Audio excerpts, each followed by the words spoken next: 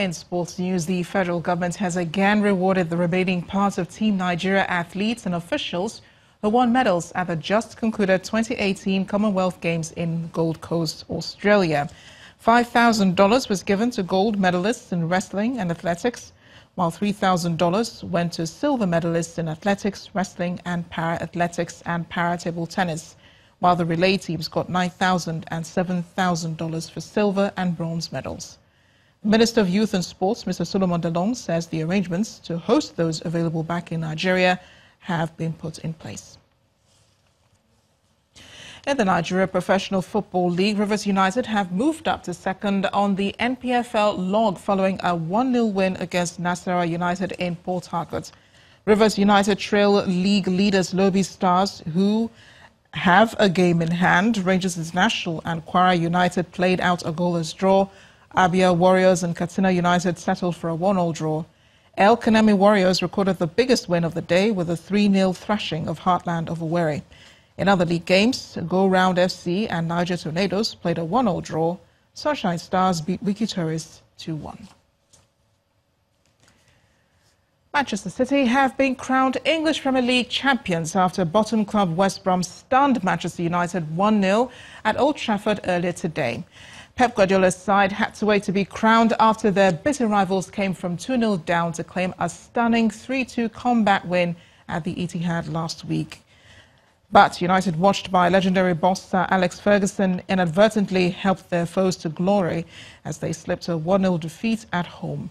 It is City's third title in 7 seasons and a first under the Spaniard in his second campaign in charge. In another EPL fixture, Newcastle United beat Arsenal 2-1 as Magpies all but ensured their Premier League survival in the game. Daniel Ricciardo has won the Chinese Grand Prix after a spectacular charge in an epic race packed with controversy and overtakes galore. Ricciardo surged from 6th to 1st in the space of 10 laps after Red Bull pitted for fresh tyres behind a safety car. Sebastian Vettel was relegated to just 8 after a collision with Max Verstappen. The Red Bull driver was hit with a 10-second time penalty by the race stewards, promoting Lewis Hamilton to 4th and within 11 points of Vettel on top of the drivers' standings.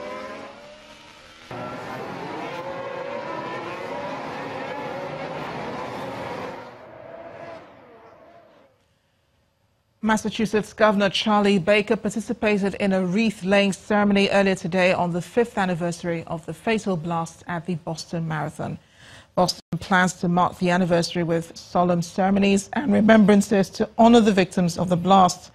3 people were killed, 264 others were injured after homemade pressure cooker bombs tore through the crowd at the famed race's finish line in one of the most shocking attacks on U.S. soil since September 11, 2001.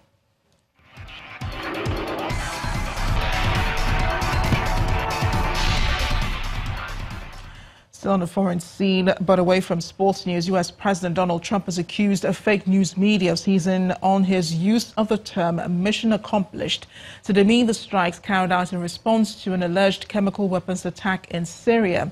Trump used the term to conclude a tweet on Saturday morning following the overnight attacks after hailing the strikes as perfectly executed and thanking the UK and France.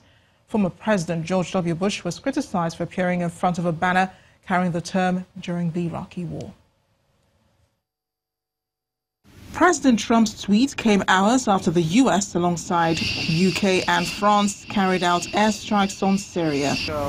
In a tweet by President Trump, he thanked the UK and France. Former President George W. Bush's press secretary, Ari Fletcher, was one of those who said it was not advised to have ended the tweet with those words. Trump fired back, saying he knew the fake news media would seize on it, but used it anyway as it was a great military term. The phrase had been on a banner as Mr. Bush declared the end of major combat operations in Iraq in May 2003, 6 weeks after the US-led invasion of the country. The following Iraqi insurgency, which dragged on for years, led to widespread ridicule of the term. Mr. President, Excellency. Leaders of the three Western allies have been criticized by their lawmakers for carrying out the action without their support.